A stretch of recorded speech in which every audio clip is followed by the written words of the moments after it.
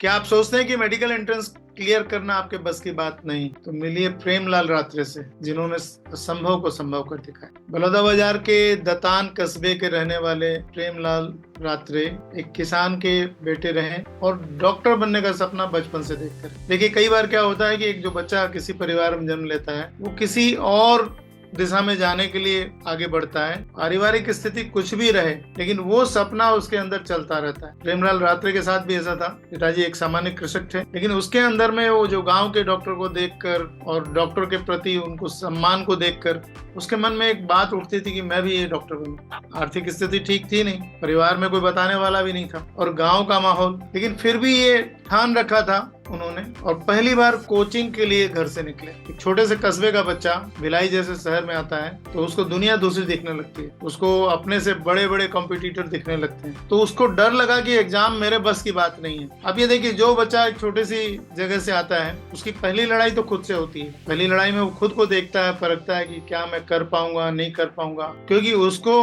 अपने आप को छोटा दिखाने के लिए बहुत से बड़े बड़े लोग मिलते हैं। लेकिन प्रेमलाल रात्रे ने ठान रखी, पहला प्रयास दिया और टाइम मैनेजमेंट का थोड़ा सा इशू आ गया एग्जाम हॉल में। पढ़ने में मेधावी छात्र, खूब मेहनत की उसने, लेकिन अब कहते हैं कि होनी को कौन टाल सकता है, तो पहली बार के एग्जाम में टाइम मैनेजमेंट को लेकर इशू आया और दूसरे बार जब मौका मिला तो पहले गलतियों का सबक लेके 2012 में इन्होंने CGPMT क्वालिफाई किया। सचदेव यूपीटी कॉलेज का मार्गदर्शन मिला और मेरा काउंसलिंग से उसका विश्वास बढ़ा और टीचर्स ने उसकी कमजोरियों को ताकत में बदला। प्रेमलाल रात्रे का कहना है कि माइंड सेट करें कि यह मुझसे होगा। सबसे पहले तो यह तय कर लें दिमाग में कि होगा, क्योंकि होना नहीं होना सबसे पहले जो पिक्चर बनती है वो दिमाग में बनती है।